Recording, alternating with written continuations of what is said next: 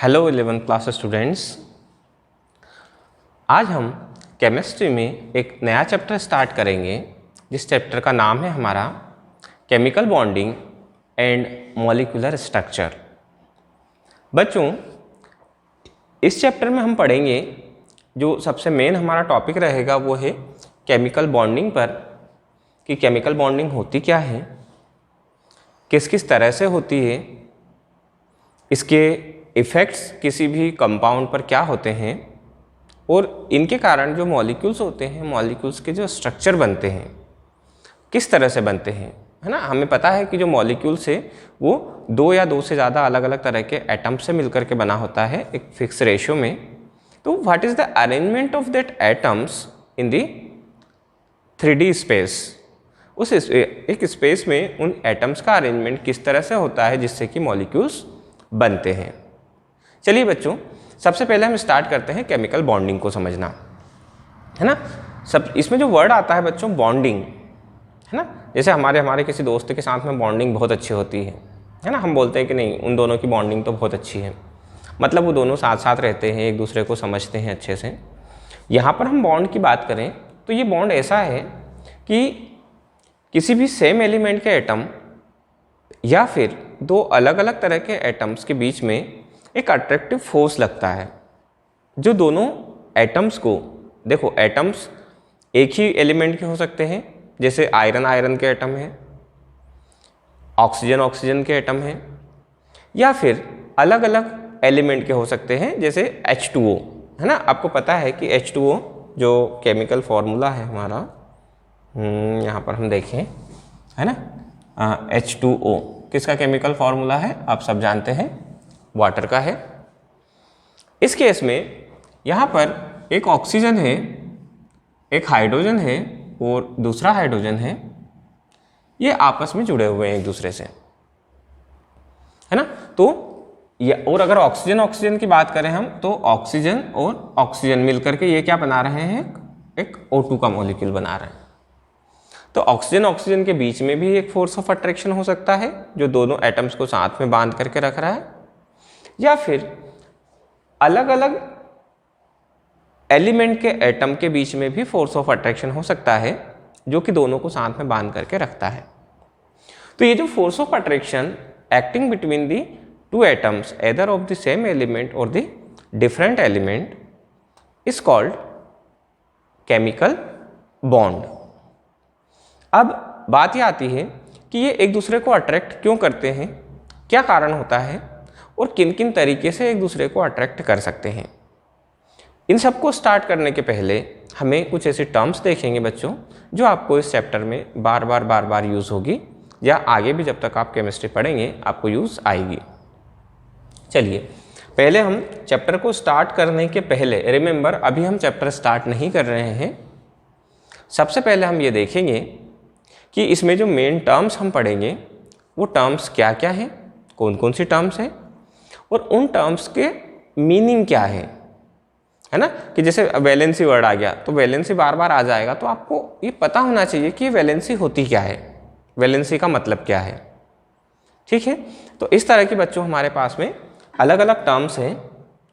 सबसे पहले हम चलते हैं उन टर्म्स के ऊपर, है ना।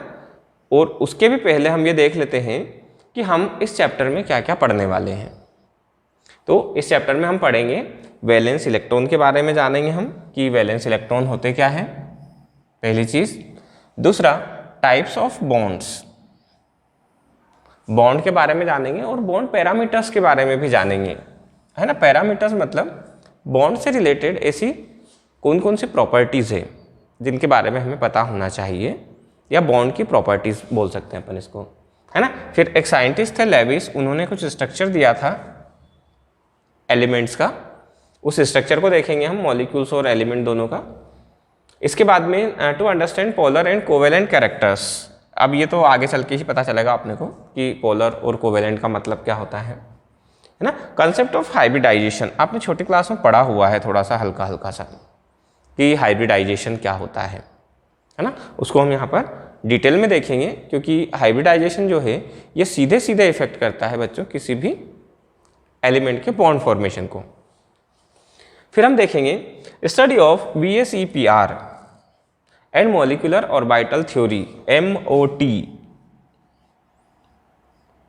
है ना, इसका जो अगर शॉर्ट में नाम देखें हम तो MOT मॉलिक्यूलर ऑर्बिटल थ्योरी, और जो VSEPR मतलब valence shell electron pair repulsion theory, valence shell electron pair repulsion theory, इसके बारे में हम देखेंगे डिटेल में, है ना। तो ये बच्चों हमारे रहेंगे मेन ऑब्जेक्टिव्स इस चैप्टर में कि इन चीज़ों को हमें देखना है अच्छे से।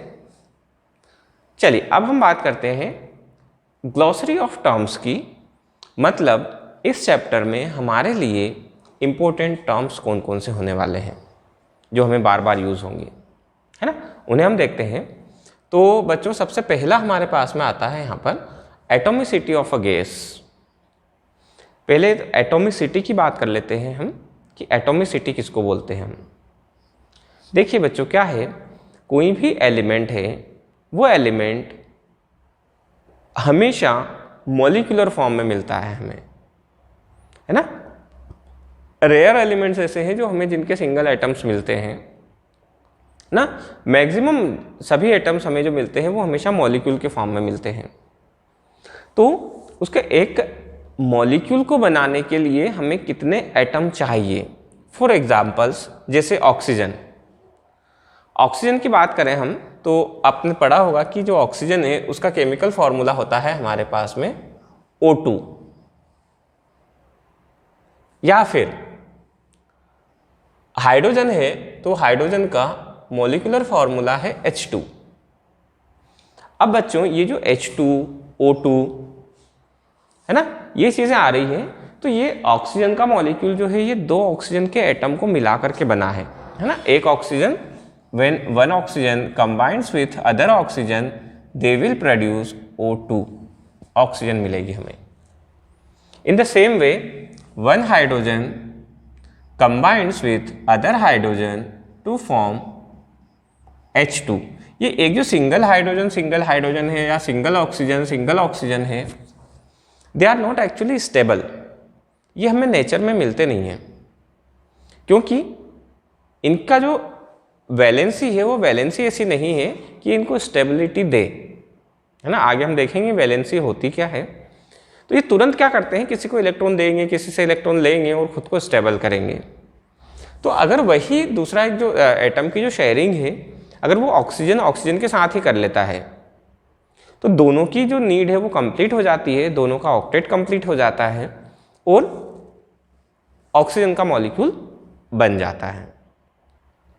ठीक है बच्चों, तो एटॉमिसिटी का मतलब होता है एटॉमिसिटी ऑफ द गैस। यहां पर हम गैस की बात कर रहे हैं कि उसके number of atoms present in the molecule of a gas, किसी भी एक गैस के मॉलिक्यूल में कितने एटम्स प्रेजेंट हैं उसे हम क्या बोलेंगे, एटॉमिसिटी ऑफ द गैस। अगली चीज इसमें आती है हमारी bond dipole movement. Dipole movement का मतलब ये होता है बच्चों, देखो यहां पर जो बॉन्ड्स होते हैं, बॉन्ड हमारे पास में अलग अलग तरह के होते हैं।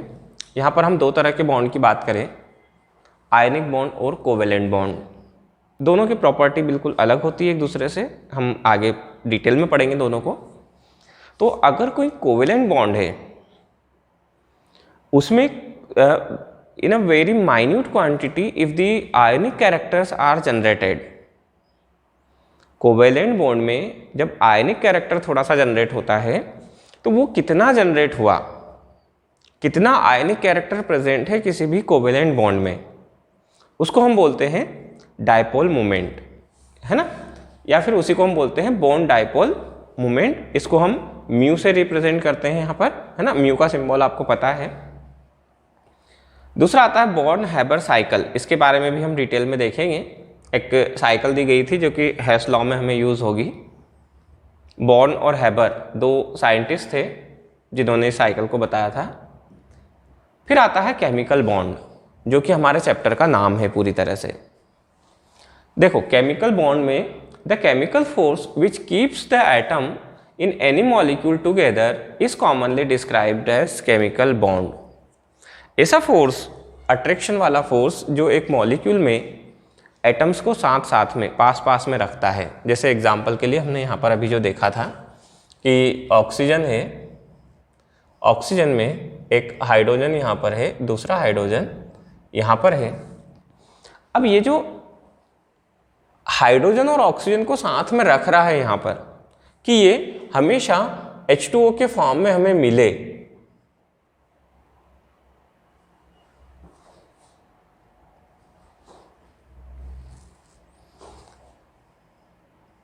जो ऑक्सीजन से जुड़ा हुआ एक हाइड्रोजन और ये दूसरा हाइड्रोजन, तो ये हमें हमेशा H2O के फॉर्म में ही मिले।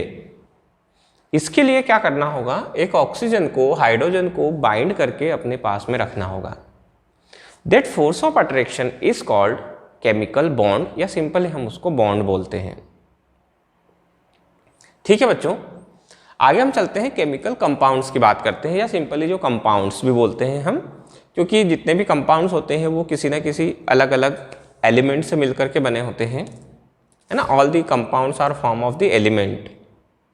सो that formation of the elements, formation of the compounds from the element is the simply compound और chemical compounds. These compounds are generally called chemical compounds because they are formed due to the chemical combination of the combining elements। यहाँ पर जो भी elements हैं हमारे पास में, जो भी इसमें कंबाइंड हो रहे हैं, उन एलिमेंट्स के कॉम्बिनेशन को हम बोलते हैं केमिकल कंपाउंड्स। अब बात आती है हमारे पास में कोवेलेंट बॉन्ड की। कोवेलेंट बॉन्ड एक डिटेल टॉपिक है हमारे चैप्टर में, पूरा पढ़ेंगे हम इसे। उसके पहले यहाँ पर छोटा सा अपन समझ लेते हैं उसे। The bond form by mutual sharing of electron. बच्चों ये वर्ड हमेशा याद रखना बहुत अच्छे से। कोवेलेंट बॉन्ड की डेफिनेशन में जब तक ये वर्ड नहीं आएगा आपकी डेफिनेशन कंप्लीट नहीं हो सकती, है ना। The bond formed by the mutual sharing of the electron. दो कोई एलिमेंट है या दो एटम है हमारे पास में, ये दोनों जब बॉन्ड बनाएंगे, है ना, अगर ये किसी को ना तो इलेक्ट्रॉन दे रहे हैं ना किसी से इलेक्ट्रॉन ले रहे हैं, but they are sharing the electrons, इनके पास में जो फ्री इलेक्ट्रॉन्स है उन इलेक्ट्रॉन की अगर ये शेयरिंग करके एक दूसरे के पास पास आते हैं, that bond is called covalent bond. क्या बोलेंगे इसको हम, कोवेलेंट बॉन्ड, है ना। Mutual sharing of electrons between the combining atoms of the same और डिफरेंट एलिमेंट, है ना। ये भी बहुत अच्छे से याद रखने की ज़रूरत है अपने को कि जो दो एलिमेंट है, जो दो एटम हैं, वो सेम एलिमेंट के भी हो सकते हैं या फिर अलग अलग एलिमेंट के भी हो सकते हैं, डिफरेंट एलिमेंट के भी हो सकते हैं। This is called covalent bond, है ना। अब देखो बच्चों, हमने लिखा है कि म्यूचुअल शेयरिंग ऑफ इलेक्ट्रॉन्स। अब वो कितने इलेक्ट्रॉन की शेयरिंग करते हैं? अगर वो सिंगल सिंगल इलेक्ट्रॉन की शेयरिंग करेंगे तो जो बॉन्ड बनेगा वो सिंगल बॉन्ड होगा। अगर दो दो इलेक्ट्रॉन की शेयरिंग करेंगे तो जो बॉन्ड बनेगा वो डबल बॉन्ड होगा। आपने सिंगल बॉन्ड और डबल बॉन्ड के बारे में छोटी क्लासेस में पढ़ा हुआ है ना। यहाँ पर समझ लेते हैं हम, जैसे कार्बन है ना, एक कार्बन अगर दूसरे कार्बन के साथ में एक इलेक्ट्रॉन की शेयरिंग करता है तो सिंगल बॉन्ड बनेगा, है ना। आपको पता है कि एक कार्बन के पास में 4 फ्री इलेक्ट्रॉन्स होते हैं, है ना। इस कार्बन के पास में भी 4 फ्री इलेक्ट्रॉन्स। अब अगर इन्होंने शेयरिंग की इलेक्ट्रॉन की और एक सिंगल शेयर इलेक्ट्रॉन शेयर किया है single, that means it will be single bond. फिर अगर इन्होंने 2 इलेक्ट्रॉन के पेयर की शेयरिंग कर ली है तो डबल बॉन्ड बन जाएगा। अब ये जो डबल बॉन्ड बनेगा, है ना, कार्बन इसने 2 इलेक्ट्रॉन शेयर किए, इसने 2 इलेक्ट्रॉन शेयर किए। अब इनके पास में बचे कितने इलेक्ट्रॉन्स? इधर 2 इलेक्ट्रॉन बच गए, इधर भी 2 इलेक्ट्रॉन बच गए, है ना। टोटल 4 इलेक्ट्रॉन थे तो ट्रिपल बॉन्ड बन गया। अब अगर 3-3 इलेक्ट्रॉन की शेयरिंग कर लेंगे तो ट्रिपल बॉन्ड बन जाएगा। 2 किए तो डबल बॉन्ड बना, है ना। ये ट्रिपल नहीं डबल बॉन्ड बना है। यहाँ पर इसको हम 2 लाइन से रिप्रेजेंट करते हैं इस तरह से, डबल बॉन्ड। अगर 3 की शेयरिंग कर लेगा तो ट्रिपल बॉन्ड बन जाएगा। ठीक है बच्चों, तो double covalent bond whenever the sharing is takes place of two electrons, वो हमारा रहेगा double covalent bond. The bond formed between the two atoms due to the sharing of two electron pair is called a double covalent bond or simply double bond. इसको हम simply या तो double bond बोल देंगे या फिर double covalent bond बोल देंगे। ठीक है, आई थिंक यहाँ तक आपको क्लियर हुआ। जैसे एक ऑक्सीजन और ऑक्सीजन के बीच में हमेशा डबल बॉन्ड बना हुआ रहता है। अभी हमने जो देखा था है ना कि एक oxygen combining with other oxygen to form O2। तो ये जो O2 बना है तो इसमें एक ऑक्सीजन और दूसरे ऑक्सीजन के बीच में हमेशा डबल बॉन्ड प्रेजेंट रहता है। या ऑक्सीजन और कार्बन का बॉन्ड है ना, जैसे एक कार्बन के पास में आपने पढ़ा है छोटी क्लास में कि एक जो कार्बन है वो टोटल 4 बॉन्ड बना सकता है। इस तरह से यहां पर देखते हैं 1 2 3 4 बॉन्ड बना सकता है। या फिर इसी को हम ऐसे भी बना सकते हैं कि एक कार्बन के पास में 2 बॉन्ड इधर फ्री है, 2 बॉन्ड इधर फ्री है, टोटल 4 बॉन्ड। अब ये क्या करेगा, क्योंकि ऑक्सीजन 2 बॉन्ड बना सकती है, अभी अपन ने देखा था कि एक ऑक्सीजन दूसरी ऑक्सीजन के साथ में डबल बॉन्ड बनाएगी। तो यहां पर हम देखें कि कार्बन ने 2 बॉन्ड इस ऑक्सीजन के साथ बना लिए, 2 बॉन्ड उस ऑक्सीजन के साथ बना लिए, और कार्बन की जो वैलेंसी थी वो कंप्लीट हो गई, चारों वैलेंसीज फुलफिल हो गई। ऑक्सीजन के पास में 2 वैलेंसीज है, उसकी दोनों वैलेंसी इधर भी पूरी हो गई, उधर भी पूरी हो गई, वो भी स्टेबल हो गया, और ये हमारा कंपाउंड बन गया। क्या नाम हो जाएगा इसका? CO2 carbon dioxide.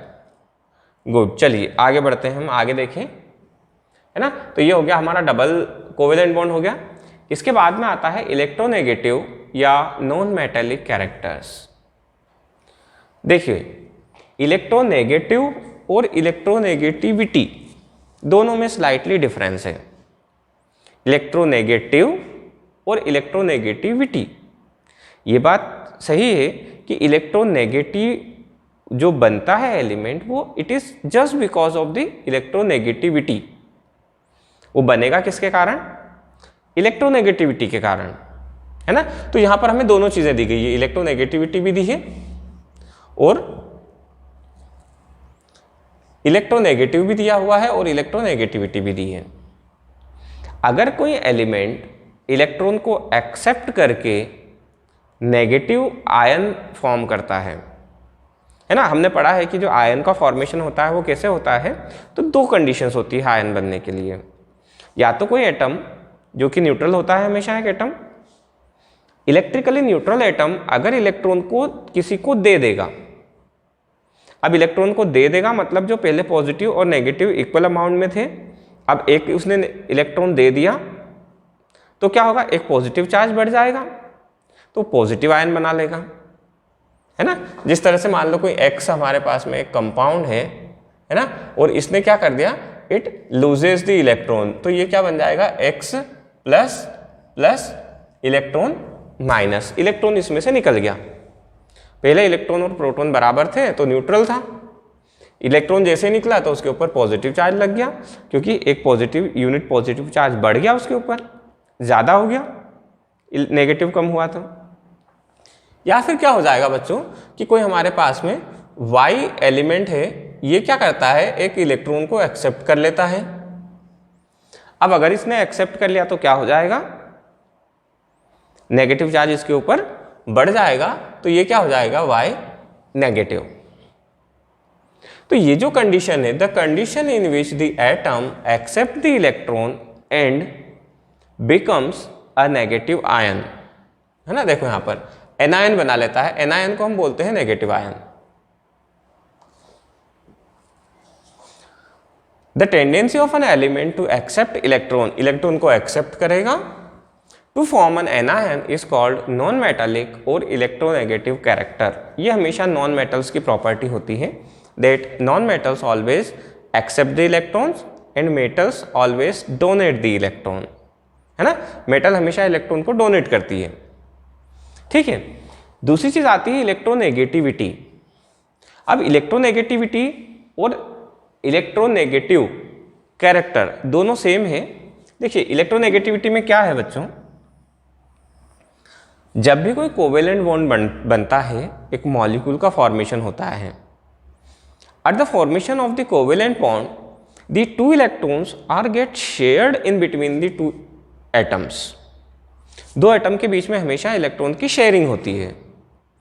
अब जब इलेक्ट्रॉन की शेयरिंग होगी, सपोज ये एक्स एलिमेंट है, ये इसका इलेक्ट्रॉन है,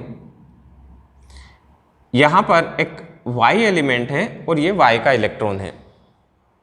अब जब इलेक्ट्रॉन की शेयरिंग होती है तो कोई भी इलेक्ट्रॉन अपनी तरफ खींचता नहीं है, शेयरिंग हमेशा दोनों के बीच में होती है इस तरह से।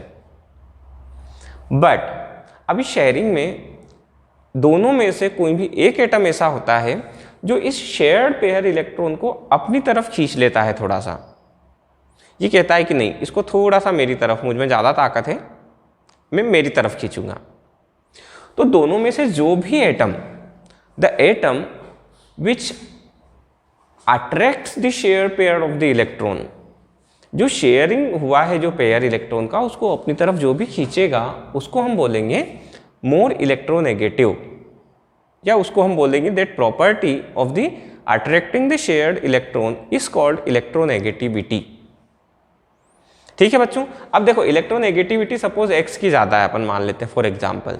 अगर एक्स ने उसको खींच लिया तो एक्स के ऊपर नेगेटिव चार्ज आ जाएगा, जो कि यहाँ पर हमारा इलेक्ट्रोनेगेटिव कैरेक्टर है कि नेगेटिव को अपनी तरफ लेना, इलेक्ट्रॉन को लेना और खुद नेगेटिव या एनायन बना लेना, नेगेटिव आयन का फॉर्मेशन करना। ठीक है बच्चों। तो इस तरह से दोनों इलेक्ट्रोनेगेटिविटी और इलेक्ट्रोनेगेटिव या मेटालिक कैरेक्टर दोनों एक दूसरे से रिलेटेड रहते हैं।